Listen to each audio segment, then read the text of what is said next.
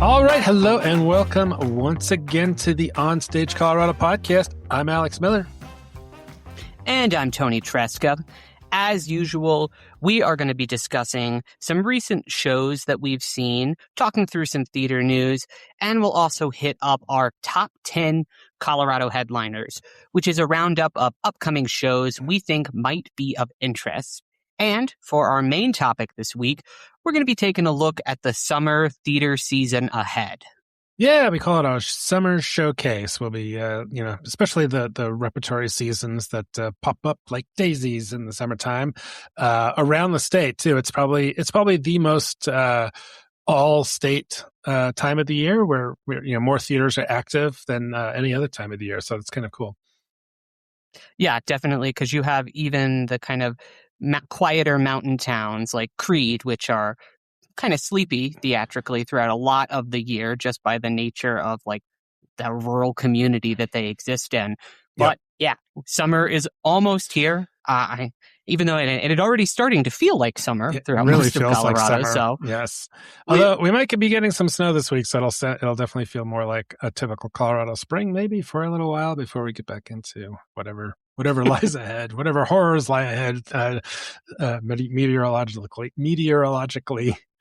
So, all right. Well, let's talk a little bit about what we've seen. You were out to a bunch of shows, Toni. Busy writing reviews for a lot of them. So, what'd you get out to? Yeah, I saw a ton. I started my theatrical journey with A Little Women. This is the 2019 adaptation by Erin Riley, being produced by the Disability Affirming Theater Troupe Family Theater Company over at the Parsons Theater in North Glen.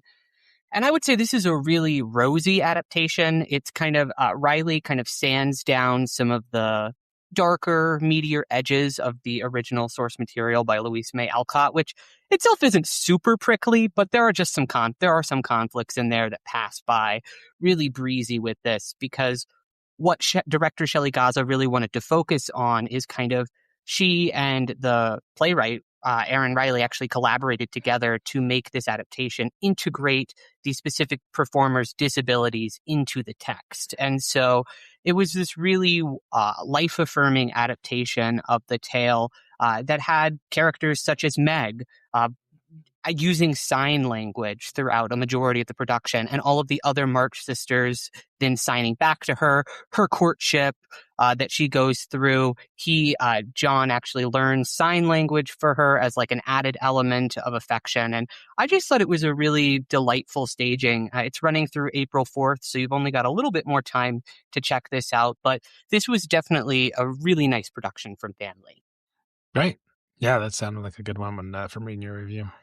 I also got out to see Bonnie and Clyde, the musical. Won't spend too much time on this one since it's now closed, but this was a really banger production by Bright Heart Stages over at the People's Building in Aurora.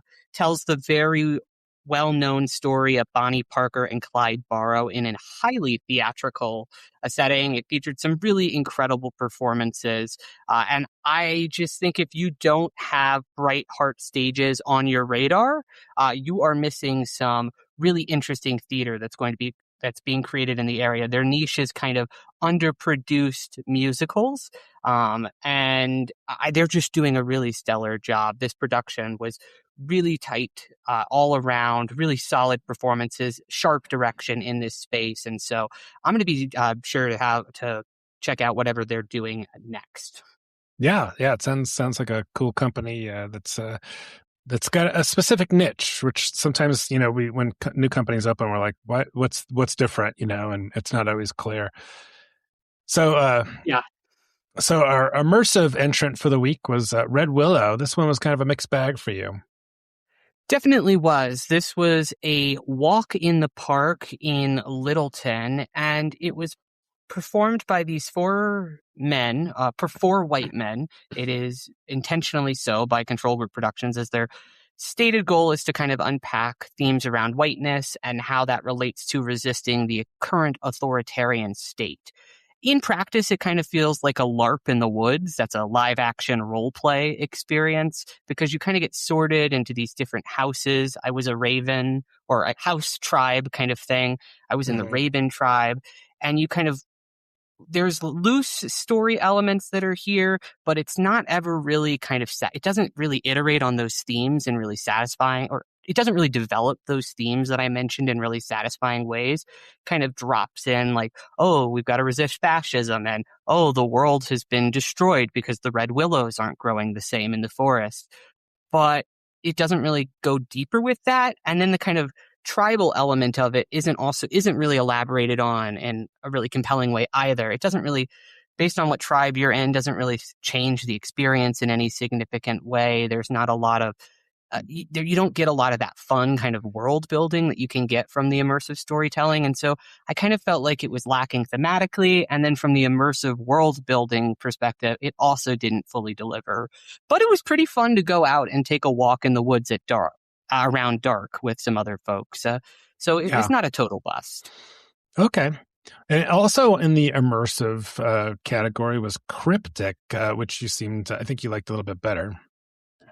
Yes, I thought this was a much more effective immersive collaboration. It's about a 45-minute experience over in a building in the Rhino Arts District in Denver. I mean, you really can walk by it and miss the entrance. I certainly did. It's kind of situated around a bunch of apartments and other kind of businesses. And so I walked right past the door, then saw the Odd Knock logo, turned back around and went inside. And it's kind of designed as this guided tour through a oddball attraction called Cryptic Keep, which is in this desert environment. It's this rib-like a structure that was dropped by aliens along with the book.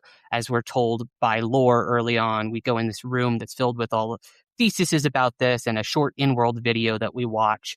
And then once we go inside the artifact itself, we accidentally awaken the ancient force that brought that artifact here in the first place. And we kind of go on this.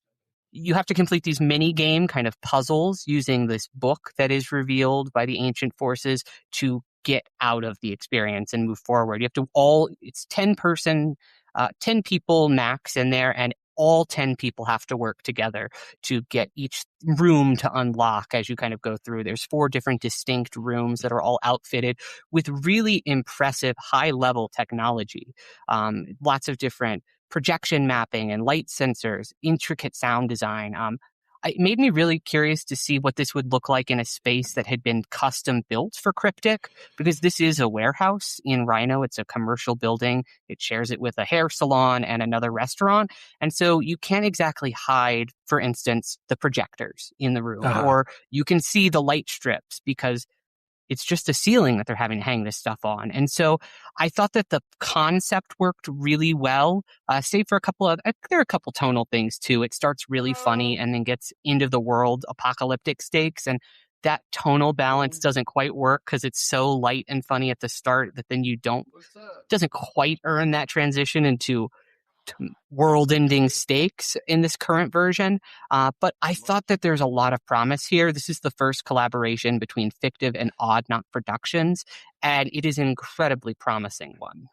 Yeah, it sounded really cool, and definitely the photos were really interesting. I almost I was surprised a little bit by the amount of detail you put into the review. I was wondering if they would be worried about spoilers in there, but I appreciate it because it's often you don't know what you're walking into, and you definitely painted a pretty vivid picture. I guess that's true. Yeah, I'd rather with these kind of immersive experiences like this, I kind of want to give people a sense of what to expect. Like, this is not immersive in the sense that you have to talk and respond and do that, but you do have to play games. And I do want people to know that this is not a traditional sit down and watch the show. You're going to be drawing with chalk on the floor to draw these ruins and open the doors and whatnot. And so if you're not game to play in that capacity, the show might not be for you. But I found this to be a really kind of cool blend between like a haunted house, an escape room, and a more traditional theatrical-based immersive experience.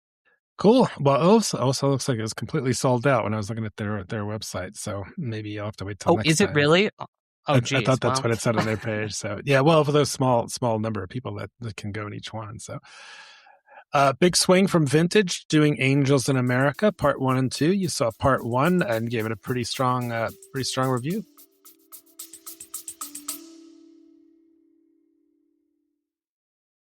OnStage Colorado is brought to you by the Aurora Fox Arts Center, whose production of Fat Ham runs March 27th through April 19th. James L. James' play reinvents Shakespeare's masterpiece Hamlet with a delectable comic tragedy about a queer Southern college kid confronting the ghost of his father in the backyard. Tickets at aurorafoxartscenter.org.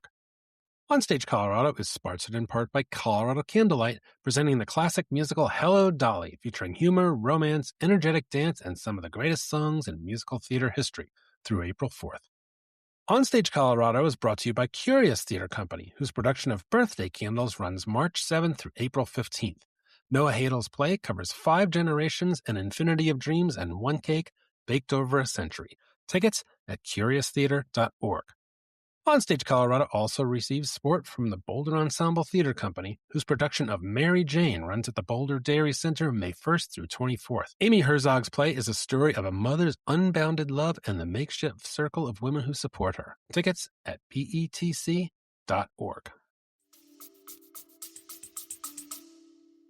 yeah, this was a really strong outing from Vintage, as directed by artistic director Bernie Cardell. He is staging part 1. Troy Lakey is handling part 2, which opens this Saturday, and I will also be in attendance. This is Toni Kushner's epic AIDS odyssey, as it's kind of set in the 80s against the backdrop of the second Ronald Reagan administration, and you're watching these two couples whose lives begin to intersect in these really unexpected ways. One gay couple who is dealing with their recent diagnosis that one of them has AIDS, and one straight couple who is made up of this closeted Mormon lawyer and this kind of repressed Valium addicted housewife. And so you're seeing the story filtered through their hallucinations, their dreams, as well as kind of just just like their daily lives play out. Along the way, there's also eccentric characters who are here, like Roy Cohn, the very famous conservative fixer for Nixon and Reagan himself, who was also a closeted gay man who vehemently fought against that label until literally the day he dies of AIDS. And as played here, that Andrew Eulenhop is acting as Roy Cohn, and oh my God, Alex, he is fucking fantastic. There is this scene early on in which he's juggling like 15 phone calls as he's also engaging in a conversation about sandwiches with Joe Pitt in his office. And the level of specificity that he does as he's taking these different phone calls, manually having to, because it's an old phone, he's having to switch between the different lines that it's on, all while maintaining this very casual, breezy conversation with Joe. Right from there, you're like, this is going to be a tour de force performance for Andrew, and it really is. It only gets better from there. And the rest of the cast, 8-person cast, is also uniformly strong, which I think really sells this intimate staging of this play. It's a lot more modest than one might, if you've seen other versions of Angel in America, it's massive production. When it was originally staged by Eureka Theater in California, it quite literally bankrupted them, and they decided to never produce live theater again and become a venue for rental because it's so expensive and elaborate. Vintage can't do that because this is in their smaller 67-person Bond Trimble theater, but what they lack in kind of theatrical flash, they really do make up for with fluid staging and masterful acting. Yeah, really up close too. That must be a really intense experience to see that show in that tiny little theater. It is. There is several scenes where it's just like deeply uncomfortable to be there. You're like, I shouldn't be here. Like when Joe is drunkenly confessing to his conservative mom over the phone that he's a gay man. You're just, and you watching Haley Johnson and as his mother bitterly react and then kind of lash out at him because she's just so afraid of what this means for her son. It's devastating to watch. I'm not afraid to admit I was crying in that scene. And then there's another moment in the play involving Pryor that got me as well. Very emotionally effective. A Wow. couple of weird quirks though. It was opening night was also happening at the same time that 9 to 5 the musical was playing in its larger theater, which Right. meant during the quiet moments you could hear Dolly Parton's score and Oh boy. coming through the air vents I guess. And then the other weird quirk was there was no air conditioning Is there in never air this. conditioning in that theater? Or is it just There has broken? been air conditioning in the past, but they didn't turn it on, and it was a basically sold out opening night. And we were just sweating like pigs. Me and the whole back row felt like we're just all using our our Oh, programs as fans to kind of cool off. And that that's just sucks. not the Yeah. experience you want for 3 hour No, that play. makes it really hard to enjoy anything if you're dying of heat. But just in the old days, that was the case all the time. So be thankful for You the know air what? conditioning you do get. That's true, Alex. This experience certainly made me appreciative of the air conditioning. Yeah. You got up to see The Cottage in Fort Collins from OpenStage, and it sounded like you had sort of a similar experience where you really weren't convinced the script was quite the thing. Yep, I think that this was a deeply energetic staging of a middling comedy. This is written by Sandy Rustin. She's also done the Clue adaptation, The Suffragettes' Murder at the DCPA that came through a few years ago. This is a new play. It's kind of in the style of a Noel Coward drawing room comedy.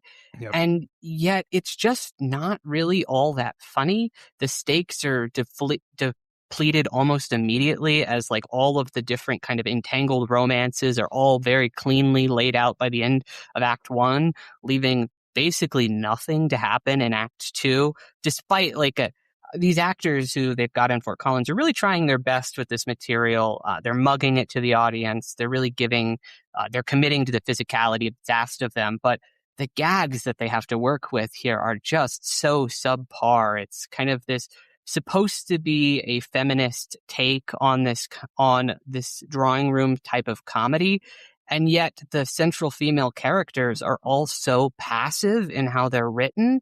They literally the resolution of the play literally has nothing to do with the actions that are performed by the women in the show that you're watching. And so I just have a lot of questions about what artistic leaders see in this script, as The Cottage is a show that has been produced quite often, several times locally since it was written in 2023, which is not that long ago. Yeah. I think I saw the production at Platte Valley, which of course is a great production, but I was just walked away going, why did they do this one? And then you also got to see Terms of Endearment, which many of us know from it was in the 80s. But what was this? What was the play like? I have never seen the film, but I imagine it's very similar to the movie, the stage adaptation. It's you're watching just this mother and daughter kind of go through the years together, and then kind of watch grappling with the daughter's untimely cancer diagnosis. It's a tearjerker for sure. I found it to be incredibly melodramatic in terms of how it kind of jerked at the heartstrings. This production by Longmont Theater Company, this is the first one that I've seen since their transition. There was this whole, from a couple of years ago, kerfuffle with members and the board kind of getting into this fight. It actually went to the courts, and then it got resolved since then. And this is the new leadership team over there. And I think that there's a lot of work that needs to be done in terms of polishing the product. It was very choppy in execution. I'm talking like 30-second scene transitions between different things, or we're just sitting in the black with no music playing either, just kind of sitting in this awkwardness together. The pace was really slow. This is a big theater that the Longmont Theater Company has. It's a performing arts center in the middle of downtown. It's a lovely facility. It's quite old, you can tell that, but it's a really cool space. But it does mean that you have to project, particularly since there's no microphones being used, and many of the actors were just unintelligible because they were speaking so softly. And so there were a lot of just like basic technical things that interfered with this production that I would just hope to get kind of cleaned up as the run goes on and just focused on more directly throughout the rehearsal process as Longmont Theater continues to kind of rebuild. Okay. All right. Well, I got out to This was one that we'd actually reviewed closer to the beginning of the run, and this was the end of the run. But I wanted to go see this one, My Mother and the Michigan-Ohio War at Miners Alley Playhouse. The playwright Paul Stroley was there, so I wanted to kind of say hi to him. He's a friend of the pod. We've talked a few times, so that was a lot of fun to get out to. I don't think it's as strong a show as his Jukebox for the Algonquin, but it's a fun comedy. It's a three-hander, really good platform for Cynthia Laudadio Hill. Did a great job with it, and so that was fun to get out there. And then, I'm sorry, were you going to say something? No, I was just really excited to hear about this next one. Fat Ham. So this is the Colorado premiere at the Aurora Fox of this Pulitzer Prize winning play by James Imes, it's pronounced. I was like, I looked it up. It's James. It looks like James L. James or James I. James, but it's just pronounced Imes, which is really confusing. And to compound the confusion, it's directed by Donnie L. Betts, who also has the whole lowercase thing. So I'm like, I don't know these names to get those all straight. And also, alphabet soup with the actor names. Everybody's got really complicated spellings of their names. It's like, I've been working on this review, and man, I gotta really stay on top of my game, make sure I get us all right. But man, this is, I would say, maybe the best play I've seen all year so far.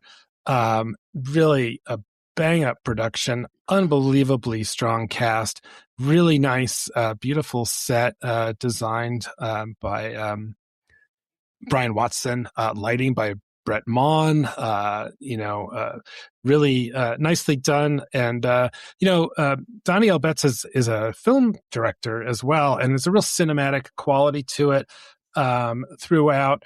There's all kinds of, it's a strange play.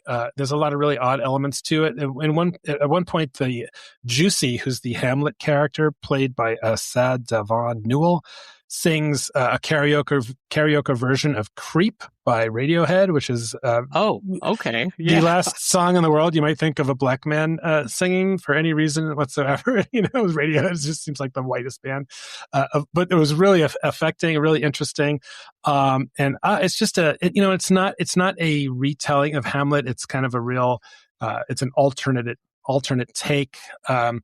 And there's just a lot of really cool things. It's a great script. So really, really definitely recommend getting out to see Fat Ham and Aurora Fox. I will say the one thing that kind of, Aurora Fox is a little bit in turmoil right now. They had their artistic director leave, and they've got an interim person there. And there was hardly anybody in the theater on Saturday night. And this would have been the second night of the run. So, there were probably maybe 50 people in there. And I have to say, walking up to the Aurora Fox, they spent all that money on that sign, but it's still like the most uninviting looking. You can't even see in the theater. It's like you can't even tell if it's open. And they're because of the posters that they kind of have in the windows. But even the front door is there, got some sort of stuff on it. You can't see in. I'm sure there's security reasons. I don't know, but the marquee just had Fat Ham only takes up six letters, so it's just kind of like a really blank marquee. And I don't know. I don't know. I feel like they need to work on the presentation of the. But had absolutely nothing, no bearing whatsoever on the quality of the play within. So really great job there. Well, that is, we'll have more on the Aurora Fox artistic situation a little bit later in the show in our news section. But that's great to hear the show itself was excellent despite all that behind the scenes stuff. Absolutely. Well, now we're going to do a segment we don't always do, but this week we had several folks email us directly in response to our previous podcast episode reviewing the reviewers. People seem to really respond to that transparent conversation that we had about how we approach criticism here at OnStage Colorado. And in response, several people shared their kind of takes on it, including Jill Gordon, who is a listener in Vail, who teaches an adult theater class, who she actually asked them to listen to our episode in advance of their unit on criticism so that they could have a conversation about that. And apparently it went over really well. They enjoyed a lot of our points in there, and it gave them lots of stuff to think about as they're kind of thinking about criticism and watching stuff. But we did get one question. According to Jill, in her class, quote, one student asked whether a reviewer could/should honor a request not to review a production. You mentioned it in the podcast, and we were curious about how that works. Well, I mean, it's easy enough. I mean, we like to be invited to, we get invited to shows. If somebody says, for whatever reason, we prefer you don't review this. And the reasons vary. And it doesn't usually mean we think it sucks. Don't come see it. It's usually some other reason. Or, maybe it's not quite, maybe they don't think it's quite done yet. It's a new show, a new play, or for whatever reason. But we would just say, yeah, sure. We're not going to review it if you don't want us to. Absolutely. Yeah. And it's pretty rare. That happens. Yep. Although it has happened to me twice this year for two very different reasons. One was a new company whom I reached out to about attending their production, and they just said, they were pretty honest. They were like, we're too young. We're still trying to get our feet under us. We are not ready to have a critic in the space, but we do want you to come eventually. So can I reach back out to you at a later time when we have a show that we really feel reflects what we're doing? And absolutely, that's a request I am absolutely happy to honor. I don't want you I'm not going to critique something if you don't actually want it to be reviewed. Sure, It's a scary thing, and it is definitely for newer companies. That's a very fair consideration.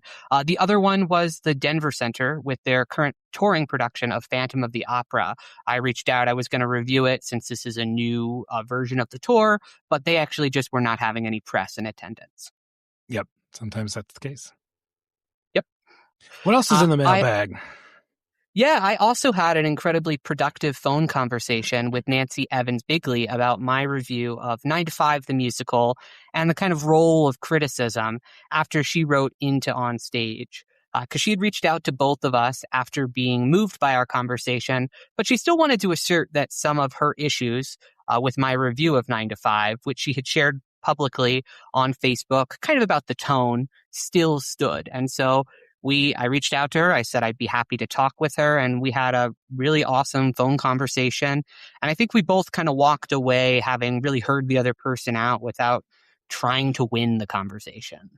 Yeah. In her email, she said, I wanted to provide a bit of feedback about this honest reviews section. The reality is true that no one can expect equity level sets in community productions. That's a budget issue almost entirely, but it rarely has anything to do with designer skill set. Additionally, equity actors are not more skilled than non-union talent. The overwhelming majority of us in Colorado have chosen not to join the union because work opportunities decrease exponentially.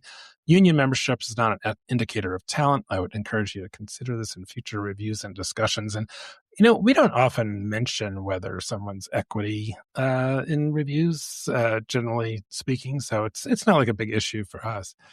Yeah, and kind of speaking to the budget issue and sets, that's what we said in our episode as well. Is we were like, we know the smaller theaters don't have that same budget. It's not a skill issue in any means, but you can't expect the same quality of set from somebody who's working with a $250 budget as people who have several $100,000s for sets. And so the point about the union membership is heard, though. It's definitely not an indicator of talent. And I think the only time I've ever actually mentioned whether or not a production used union or non-union talent is during productions that come through the Denver Center, when that's a producer choice where they're either using union talent or they're using non-union talent for their overall tour. And so I think in those contexts, it's important to note. But yeah, not necessarily at like the Arvada Center. I'm not going to be like, this actor was equity and they were, which is awesome. And you could tell it. This is That's also not really how it works. It's really rare. It's until I go back and I scan the program to check who's actually in equity or not. It's kind of hard to know. Additionally, we also heard from former OnStage Colorado reviewer and founder of the Colorado Theater site, Curtains Up, Eric Fitzgerald, who shared our podcast in his newsletter. Eric said that he, quote, found the conversation thoughtful and engaging, and it sparked some reflections of my own that I wanted to share with my readers. In his newsletter, he wrote, reviewing has always been less about delivering a verdict and more about entering a conversation with the work, with the artist, and with the community that gathers around them.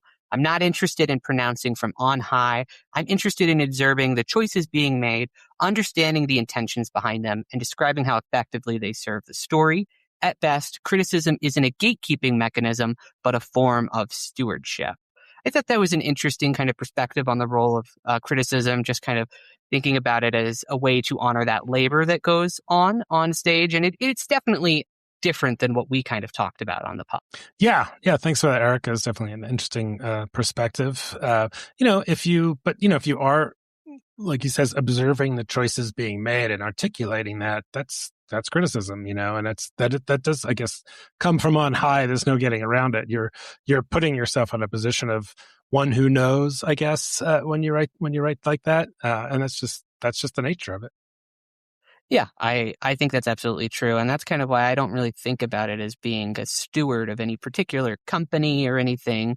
I'm a champion of the art form. And because of that, I hold it to a high critical bar that then I kind of use as my baseline. But I think it's just a slightly different way of thinking about it. But I really enjoyed reading his thoughts in the newsletter. It always gives me stuff to chew on when anybody within this limited pool of the theatrical critics kind of shares their process and articulates their philosophy. Yep. All right. How about the news? Yeah, since we last podcasted, a couple companies announced their seasons, including Denver Center, which announced its 2016-27, not 2016, what am I thinking? 2026-2027 Broadway and cabaret season. Features 8 subscription shows as well as some additional added attractions. The subscription season opens with Disney's Beauty and the Beast, which is the first North American tour of the production in more than 25 years. Really? Also going to be bringing... I didn't know that. Yeah, I was like... But I guess that makes sense. The movie was from the 80s, the stage play right after that. So, or 90s, I guess, was Beauty and the Beast. But others include the return engagement of the Book of Mormon. They're bringing in Boop, the musical, based off the comic character, the Tony Award winning Great Gatsby, the Buena Vista Social Club, Death Becomes Her, and then the season is closing with Maybe Happy Endings, which won Best Musical at this year's Tony Awards ceremony. Okay. And then the cabaret in the Garner Galleria space has got What a Glorious Feeling. Make a behind the scenes look at the making of Singing in the Rain. I was like, what? Running November all the way through April of 2027 in there. So and then they'll have some more familiar titles like Waitress. Oh, that'd be cool to see Waitress in a touring Broadway production. Jersey Boys, Legally Blonde, Mamma Mia, Riverdance, Elf the Musical. And then way into 2027, A Beautiful Noise, the Neil Diamond musical. So, that's what's coming to the Denver Center. Yeah, and if you want to read more about the full season announcements, head on over to onstagecolorado.com/news. Also on the site, in that same place, we've got your conversation, Alex, with Betsy's leadership team, Mark Reagan and Jessica Robley, about its 2026-2027 season, which includes the Colorado premiere of Liberation, directed by Kate Gleason, Fair Maid of the West, Witch, Once Upon a Bridge, The Where, and The Effect. Tell me more about that conversation you had with them. Yeah, this is a really cool lineup of material, and certainly ambitious, and things that we haven't been seeing a lot on stage. I know, Mark was really excited about getting Liberation because that was kind of a hot play in New York, and he's often in New York checking stuff out. So he's unlike a lot of theater managers, he has the wherewithal to go and see a lot of these shows before they come, before they produce them. So he's got that kind of leg up. So really cool season. It was fun to talk to both of them about that. So definitely check out that. It's kind of a Q&A story on the site. Mm-hmm. Over at the Aurora Fox, Lisa Rigsby Peterson has been named interim manager of the theater operations. This hire follows the departure of executive producer Rich Cowden, who resigned on February 2nd. Rich told the Denver Gazette when he left, it became clear it was in the best interest of the theater, but declined to elaborate further, besides saying it wasn't anything related to like sexual harassment or anything kind of touchy like that. Right. But Cowden was hired in August 2023 after a prolonged 14-month search. And Lisa brings more than 25 years of leadership experience to this, including being the founding executive director of the Lone Tree Art Center. She worked at the Wheeler Opera House in Aspen. She did stuff at the Denver Center, Curious Theater, Family Theater Company. So she is a seasoned veteran here. And in addition to overseeing current operations, Lisa's going to be conducting a professional assessment of the Aurora Fox to help inform 2027 season planning, budget developments, and recommendations for future organizational direction in this assignment that runs through the end of the year. So she's not like a replacement for the artistic director. It sounds like she's just kind of overall manager, and maybe she'll be trying to head up the search for new artistic director or something like that. That is certainly what it sounds like. It doesn't sound like from the kind of interview that she did with John Moore over at the Denver Gazette that it's intended to be a permanent or long-term artistic position. I guess it could potentially turn into that, but that was certainly not the intent. This is very much an interim position designed to assess what's currently happening at the Fox and help them kind of move forward. Okay. All right. Well, we also got the announcement from local theater company about the plays for their annual Local Lab. This is Local Lab 15th. So this is their new play festival, will be April 16th through the 19th at the Nomad Playhouse in Boulder. So this the lineup includes Faster Horses by Alex Riad. This is an Egyptian-American playwright based in New York City. And the show follows two women who lead male-dominated tech companies to launch their own app. Then they're doing Only Some of God's Children, or Mississippi Magnolias, I guess that's the full name of the show, Paris Creighton the third.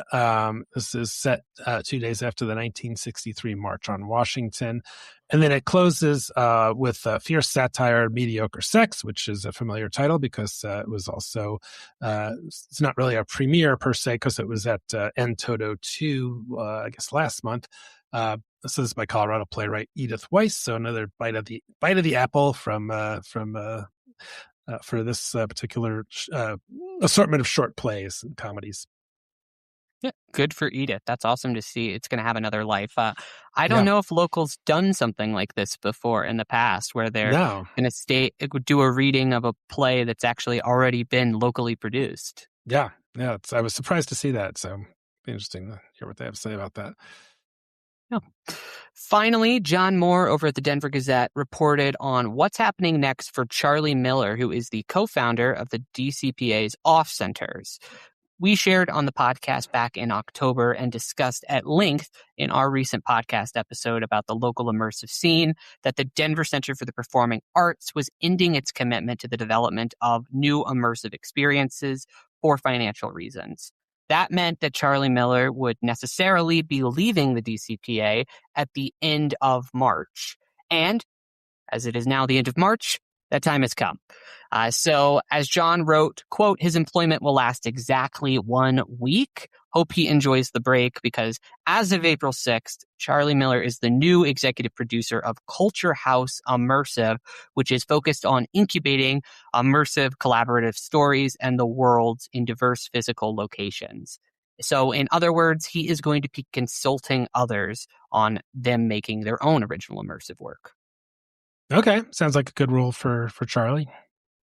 Definitely. Yeah, that's kind of what I predicted when we talked about it at the time. I was like, feels like Charlie Miller, I know from talking with him at Camp Christmas that he doesn't have any intention to leave Denver.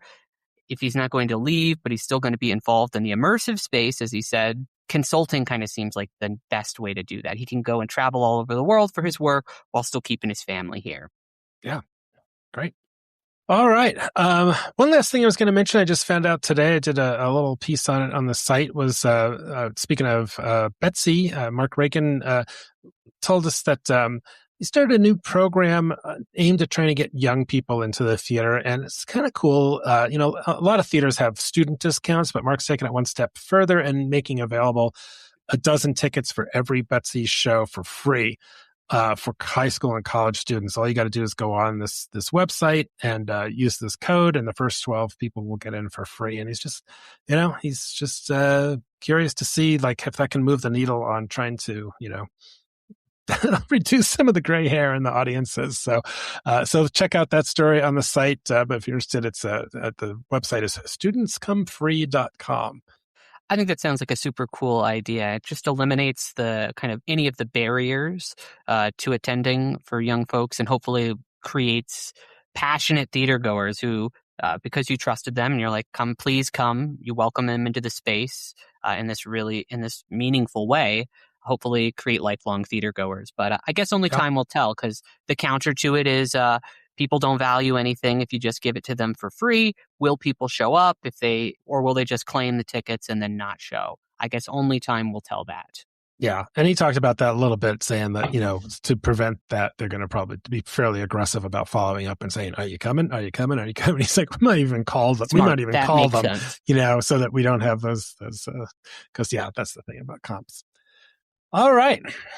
Well, next we want to talk, our main topic is the summer showcase. So this is like a summer theater guide to just kind of whip through some of the things that are going on all around the state. So like we said, there's a lot more theater being done in different corners of the state in the summertime, and often in cool places, like cool literally, and I don't know, physically. A lot of times they're in the mountains here in Colorado. So you want to kick us off, Tony? Yeah, I'm going to start us off with Central City Opera House, which is presenting its 94th festival season from June 27th through August 2nd in its historic Opera House. It's a open air, no air conditioning facility. It is beautiful, but just plan appropriately because of that. They're offering a couple of different fun things. The Marriage of Figaro, this is the classic Mozart piece. They're doing the Ballad of Baby Doe, which is kind of recognizing Colorado's 150th birthday and the 70th anniversary of the opera's world premiere on that very same central stage. Yeah. It's set during Colorado's silver mining era, so it's very kind of representative of the local culture, and it's actually sung in English. So it's one of the few operas that actually was written in English. They're also doing Terrence McNally's Tony Award-winning play Masterclass, and then they're going to be featuring the Central City Opera Orchestra and festival singers in a program of operatic favorites July 10th and 11th. Yeah, that sounds like a good lineup. I should point out that even though they don't have technically what we consider air conditioning, the one time I visited there and they were telling me about it, it's naturally cooled by the stone or the granite that the opera house is made of. So it's not like you're in there sweltering like maybe Vintage Theater the other night. Fair enough. That's a good point of clarification, Alex. Yep. Because it doesn't feel super. It doesn't feel super temperate in there. No, it's nice. Not in the mountains, but here in Boulder, Colorado Shakespeare Festival. So this is a big year for CSF because after 2 summers doing only indoor stuff at the Road Green, while their Mary Ripon outdoor theater was being renovated, they're back. So they'll have 4 shows, 2 of them inside, 2 of them outside. They also, as part of that, they redid the Helms building, which is, if anybody who's like me, who's studied English or anything like that at CU, this was like kind of this creaky old building where all the English majors would go, and so that one is sort of connected to the theater. So there's going to be all kinds of like a new lobby and a cafe and all kinds of stuff. So Toni, you were over there for the company's dog auditions. So can you tell us what it looks like over there now? Yes, I can. So the dog auditions for 2 Small Dogs in Shakespeare in Love were held this past Saturday, March 28th on the Ripon stage, and it looks really beautiful. I think for a lot of folks who, when you walk in there, it's not going to feel immediately differently because, as managing director Wendy Franz told me, their kind of intention with the theater itself was to basically just replicate, keep it exactly as it was, but just make it slightly more comfortable. So there's actually not that many changes to the seating. You've got that gorgeous stone kind of seating that's out there. The theater is beautiful up against nestled in the trees behind, and with the college campus right behind it. What really is different is the Helms building. It's so much nicer now. the way you were describing it is very apt. It did feel creaky and dusty before, but now it's so full of light. They've got all these really cool study rooms. There is a coffee shop that's there for the students during the year that's also going to double as their concession place for the Colorado Shakespeare Festival.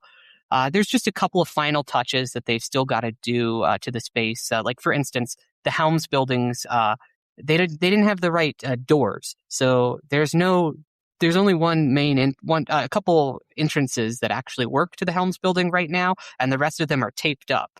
But they had to open the Helms building because they were hosting classes there. But that's just like one of those little quirks that they're hoping the CSF team is hoping is going to be worked out before the season actually opens in June. Great. All right. So they'll be doing 12th Night, kicking off May 30th, running into August, directed by Kevin Rich. Julius Caesar, starting June 14th. That's directed by Terry McMahon. And then also doing Friends, Roman's Countrymen by David Davalos. That was Inside, directed by Tim Orr. And then you mentioned Shakespeare in Love, as well. So fun season, nice mix of stuff there at the CSF. Yeah, they've got two Shakespeare and two quote Shakespeare adjacent titles, and they kind of work well in rep together because folks who have seen Shakespeare in Love know that the play that Shakespeare is writing in that play is actually Twelfth Night. And so they're doing that play in rep together. The person who's playing Shakespeare is playing Orsino in Twelfth Night. The person who plays Viola in Shakespeare in Love is also playing Viola in Twelfth Night. So there's some really interesting fun stuff that they're doing with the rep casting there. And then same thing with Julius Caesar. Friends, Romans, Countrymen is a new world premiere play about Julius Caesar. And so they're doing that kind of rep cast in really fun ways too. That one they want you to see Julius Caesar first, though, because there's lots of references in Friends, Romans, Countrymen to the experience of watching Julius Caesar that you really only get if you've seen Julius Caesar recently, which you can hear. Yeah, awesome. Yeah, that'll be fun. All right, heading south. What do you got, Tony? I've got Creed Repertory Theater. This company is now in its 61st season, and they're delivering a lineup that artistic director Emily Van Fleet describes as a celebration of the humor, hustle, and heart of the people who keep our communities going. They're going to be producing Fully Committed by Becky Mode. This features one actor playing 40 different characters in a New York City restaurant. They're going to be producing the 25th annual Putnam County Spelling Bee. This is that very fun, quirky musical. They're also going to be doing Working, a musical. This is being adapted to kind of reflect the local workers that actually make up Creed. There's two ways you can do this musical. You can just do it as written, or you can do a localized version of Working, and that's what Creed Rep has opted to do. They're also going to be doing Moriarty, a new Sherlock Holmes adventure by Ken Ludwig, because you've got to.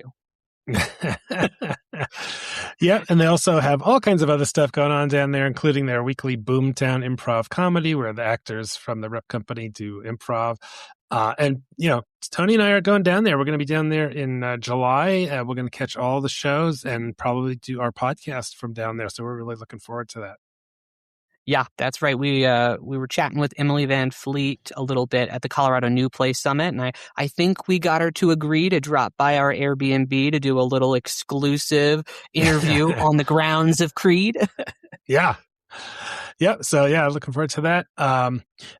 Going all the way back to the top of the state in Greeley, Little Theater of the Rockies, another long time. I mean, they are literally the oldest professional summer stock theater west of the Mississippi. Was how they build themselves. And it's a smaller program. They do 3 productions in June and July. So this year they're doing the Spitfire Grill, Eleanor, about Eleanor Roosevelt, and then a Honky Tonk Angels, a musical. So that'll all be going on in June and July up in Greeley. Yep. Another big festival is the Rocky Mountain Repertory Theater, which is over in Grand Lake. They were a big winner at the previous Henry Award. So a lot of eyes are on this company with its 2026 summer season, which features 3 musicals performed in rotating repertory nightly. So they have got Shrek the Musical, Dirty Rotten Scoundrels, and Urinetown. So all 3 very pretty well-known titles. And then for their fall show, they're going to be doing Never Can Say Goodbye, a Beehive 70s musical, because this is one of those summer seasons that they go all the way through September. Yeah, I think they actually go into early October up there. And there's all kinds of action on the lake. That's a fun place to visit. Out in Aspen, Theater Aspen is doing its 43rd season with 3 main stage productions, starting with Sylvia, A.R. Gurney. Love that play. Directed it once at the Backstage long ago about a guy, a man, and his dog, which is it's a very, very funny play. A Chorus Line, of course, well-known title there, and also another well-known musical, Grease, the rock and roll musical set at Rydell High. So that'll be up in Aspen. Over in Silverthorne, Theater Silco's 2026 6-show main stage series is already underway with 2 major summer shows that are kind of anchoring the Silverthorne Performing Arts Center. So they have got $1 Million Quartet. This is the jukebox musical about the recording session from 1956 with Elvis Presley, Johnny Cash, Jerry Lee Lewis, and Carl Perkins at Sun Records. And they're doing Tenderly, the Rosemary Clooney musical, which is about, apparently, I'm reading for the first time, Rosemary Clooney, who is from Maysville, Kentucky, his childhood through Hollywood stardom, a career struggles, and a triumphant comeback as a jazz singer. I've never heard of this woman. Really? Rosemary Clooney. Yeah, no, never. It's actually George Clooney's his great aunt or something. They're related. Okay, I was almost about to make a George Clooney joke. I was like, and now you're telling me that it's actually related to this person is related to George Clooney. Huh? Yeah, there you go. I guess she was a well-known singer in the the 40s or 50s or something like that. So, and then in September they're doing the Catastrophist, and then they're rounding out the year with the Tuna Christmas. So, a little past summer there, but that's what's going on at Theater Silco. Also, a great town to visit in the summertime. Yeah, no shortage of really interesting summer options. Lots of cool ways to get out and explore the state theatrically. Yeah, and that's not everything, but those are some of the main events going on out there. And you're working on a summer season write-up that's going to be going on OnStage Colorado, right? Yeah. So with a little bit more information about everything, with the exact dates and everything. So I'll post that online here pretty soon. Cool. All right, well, now we are going to close out the show, as usual, with our top 10 Colorado headliners, which are some shows coming up in the next week or so that we think you should consider checking out. Alex, what do you have to start with? Come From Away at the Arvada Center. So they just opened this. It runs through May 10th. So this is based on a true story. It's like after 9/11, all these planes had to land in this little town of Gander, Newfoundland. And it's kind of about it's a sort of stylized version take on what happened with like Irish folk music and ballads and a celebration of hope, humanity, and unity. It's a fun show. I just got the review in from Alice, so we'll have that up on the site pretty soon. My first headliner this week is by Theater Artibus over at the Savoy in Denver. It's this clown work called Shush Now, which creates a strange, playful world where identities shift, heads are replaceable, and reality feels just slightly off balance. It's all set in this absurd liminal waiting room in which 2 figures arrive with different intentions. One is there to manipulate the mechanisms of the world around them, while the other patiently waits for a brand new head rather than face things as they are. It looks really cool. I saw some of the photos from this one, and I think Danielle is actually going to go review that one, so look forward to seeing what she has say about that. Ballet fans, this is something that I think they look forward to all year. Ballet Masterworks from Colorado Ballet at Ellie Calkins Opera House. This will be April 10th through the 18th. So this year, the kind of the mix of shows that they're working on are Concerto Barocco by George Balanchine, The Rite of Spring by Glenn Tetley, and the world premiere of a new work by Yoshihisa Arai, commissioned by Colorado Ballet. So I know Alice will be out at that one, and we will have a review of that when the time comes. Awesome. My next pick is Frozen. No, not that Frozen. All right. This is a powerful, emotionally gripping drama that explores themes of grief, forgiveness, and the psychology of crime. So leave the little ones at home. This is not about Elsa and Anna. This play follows three characters: a mother whose daughter was abducted and murdered, the murderer himself, and an academic studying criminal psychology. As their stories intertwine over the years, Frozen delves deep into the nature of evil, the possibility of redemption, and the resiliency of the human spirit. And that just sounds perfect for the Springs Ensemble Theater, who is known for doing these really kind of edgy, in-your-face plays in their space in Colorado Springs. Yep. All right, my next headliner is a familiar title, Romeo and Juliet at the Ent Center in Colorado Springs, there at the University of Colorado, Colorado Springs, April 9th through May 3rd. So you might be saying, Romeo and Juliet again. There have been a number of productions, including the Stoned production, the production at the Arvada Center. And I think was there one other as well. But this one's got a little bit more of an interesting story. So this is the first production of Max Schulman as the artistic director at TheaterWorks there. And it says it returns to the Bard with a bold new vision of Romeo and Juliet, a fresh take on Shakespeare's iconic tragedy. Also marks the full circle moment because it honors the TheaterWorks' very first Shakespeare production in 1976, so 50 years ago. So a little history there for Romeo and Juliet in Colorado Springs. So that should be a good one. I love Romeo and Juliet. It is a great play, and I absolutely understand why it gets staged all the freaking time. Yep.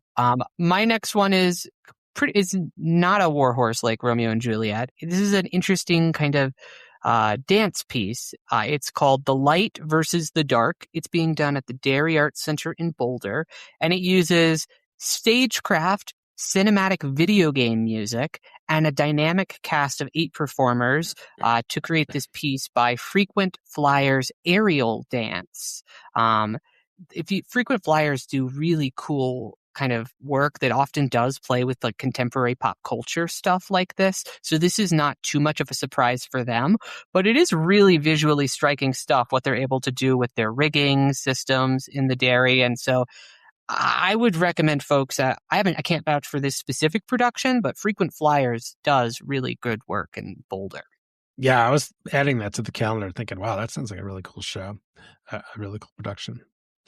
My next one is from Firehouse Theater. They are doing White from April 4th through May 3rd. So this is from Fat Ham playwright James Imes.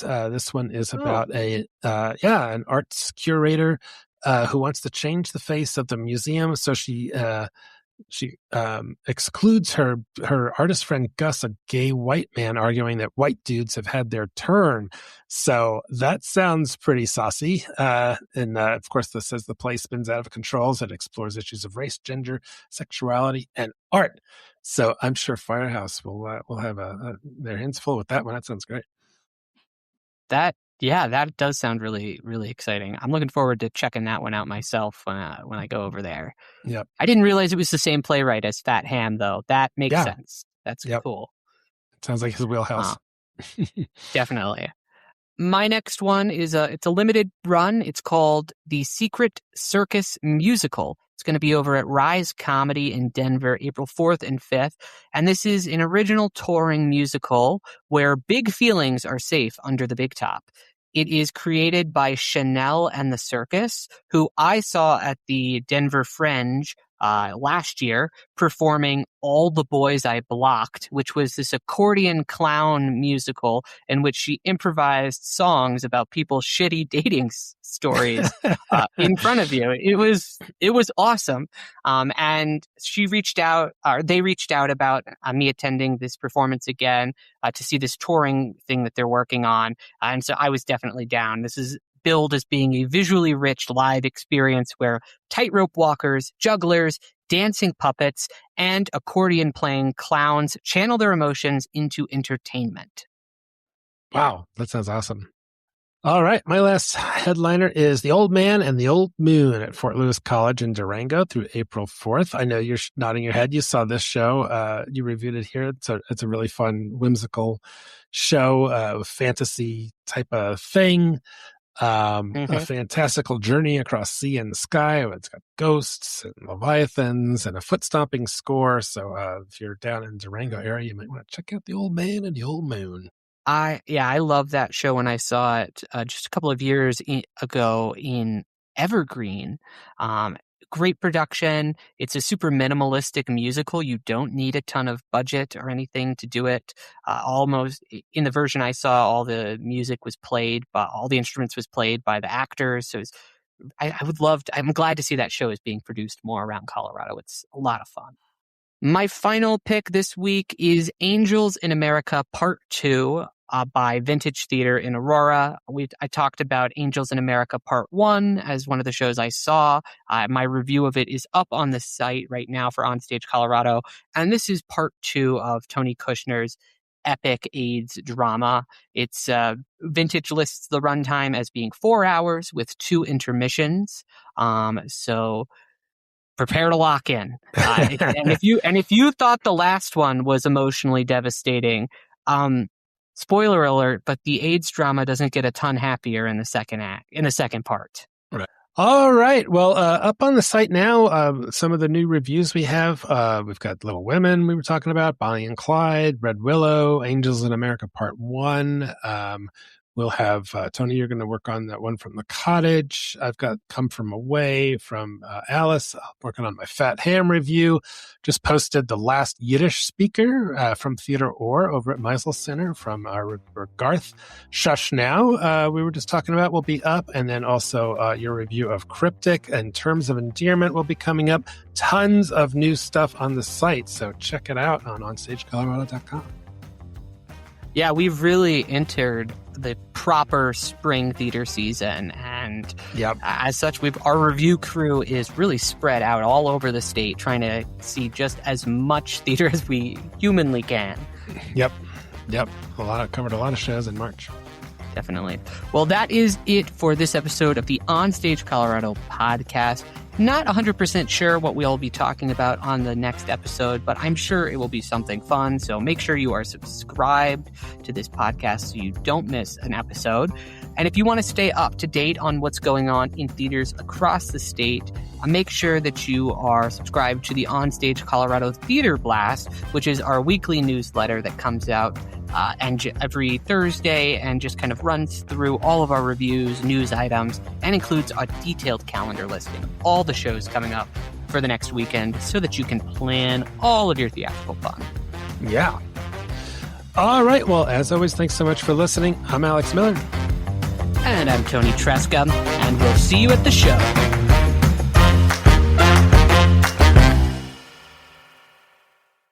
Hey, it's Alex here, founder, editor, and publisher of OnStage Colorado. Thanks so much for listening. As other publications have stepped away from covering Colorado theater, we've stepped up. In 2025 alone, we published over 165 reviews, making sure our vibrant theater community in Colorado gets the attention it deserves.